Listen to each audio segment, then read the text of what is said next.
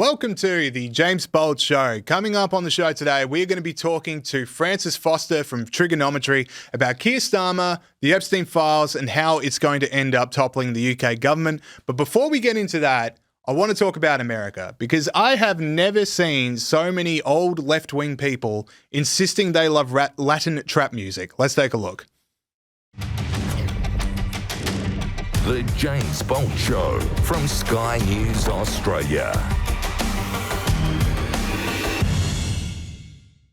One of the things I love is people insisting they like someone, not because of what they do, but because they happen to have the same political opinions as them.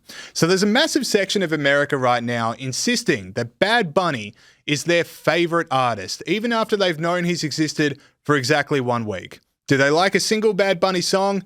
Absolutely not. But do they like that he upsets Trump? That's the kicker. And so therefore he's not just a Puerto Rican rapper, but a spokesperson for unity and love. So no matter what you actually thought of the concert, you need to be in lockstep agreement that you enjoyed it and also acknowledge your white privilege. It was awesome. Even if you didn't understand a word of it, it made you smile, made you dance. Look, to be honest, I thought the show was okay, nearly pretty good. Wasn't Prince, wasn't Lady Gaga, wasn't Kendrick Lamar last year, but apparently it was a change in how the world sees itself. This was the richest celebration that Bad Bunny didn't make about himself. He was lifting everyone up around him, and the light shone so bright. And as they rattled off those countries at the end about North America, South America, Central America, it's funny how that becomes political to some, because that's the most inclusive big tent love I've ever seen at the biggest game of the year. That's what it's supposed to be. And apparently he's also some sort of Latino Martin Luther King rather than a guy who makes dance music. Latinos, especially Puerto Ricans around the country and world, are beaming with pride right now, as this marks the first time a Spanish language dominant solo artist will headline the show. But it's not just about language. This sense of pride also comes from the heritage and resiliency Bad Bunny represents, at a time when so many Latinos feel this administration is sending the message that the American dream is not for everyone. And if you didn't like the show, the only possible explanation is that you are a racist. You know, what I think so interesting is that the controversy around this seems to presume among those who are outraged by it that Puerto Ricans aren't Americans. And Puerto Ricans don't deserve to be represented at the Super Bowl, as if they're some foreigners. Or maybe, just maybe, some people just wanted to listen to songs they knew in a language they can understand. That's not racist. Now, but I love it. You can't bring yourself to acknowledge that the music might not have been for you, it wasn't a particularly memorable halftime show, or that it was just a music performance in a day of the Super Bowl. It has to be this seismic moment in American culture. So let's strip away all the left-wing grandstanding here. Yes, Bad Bunny is the most downloaded Spotify artist last year. But it was weird that one of the most American days in the calendar boasted a performance in a language only a minority of Americans could speak. This is something Donald Trump brought up on Truth Social when he wrote, "The Super Bowl halftime show is absolutely terrible, one of the worst ever." It's very hard not to try and do an accent here, but I'm going to push forward. "It makes no sense. It is an affront to the greatness of America and doesn't represent our standards of success, creativity, or excellence. Nobody understands a word this guy is saying, and the dancing is disgusting, especially for young children that are watching throughout the USA and from all over the world.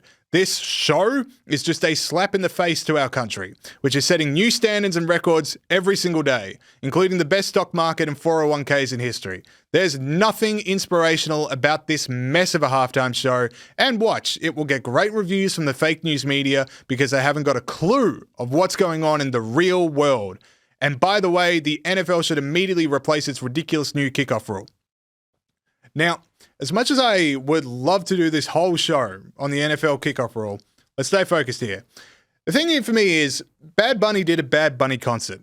It was always going to be in Spanish because all of his songs are in Spanish. Bad Bunny himself acknowledged this at his pre-game Super Bowl press conference when he said, "English is not my first language, but it's okay. It's not America's first language either." And okay, if we're going to play that game, Spanish isn't Puerto Rico's first language either.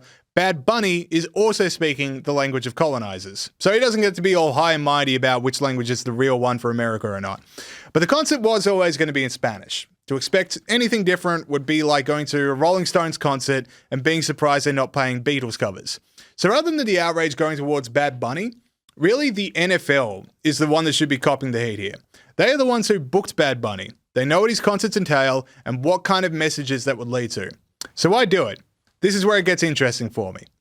The NFL under Roger Goodell has a massive international agenda. He is pushed to have meaningful regular season games in places that do not and never will care about American football. Britain, Germany, Spain, my hometown of Melbourne, Australia. Trust me, I love the NFL. I'm crazy for it, but it's never going to take hold in Australia. It's never going to take hold in any of those countries. And to be honest, Roger Goodell is slapping actual fans in the face by keeping on taking the game to places that don't want it. But booking Bad Bunny is the same part of the agenda here. Roger Goodell is appealing to a crowd that he doesn't have, Latin America. He's hoping they tune in for a concert and stick around for a football game because he knows most of America tunes in for a football game and sticks around for his concert. His gamble is that Americans are such rusted-on football fanatics, they will sit through literally anything at halftime. So he can just go shopping for whatever is going to appeal to non-American crowds and just hope that works, which is where the Turning Point USA show comes in.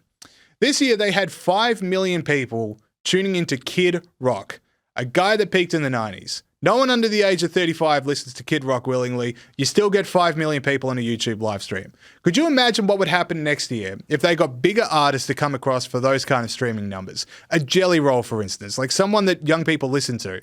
So I can't wait to see who the NFL books in for its halftime show next year. If they double down and attract an act that's going to appeal to an international audience at the potential cost of an American one, that'll show Roger Goodell's arrogance is getting stronger. But if it's like a country, a rock, or some established American name, it'll show that Roger Goodell is realizing he can't milk that much money out of virtue signaling lefties. All right, let's talk to Francis Foster.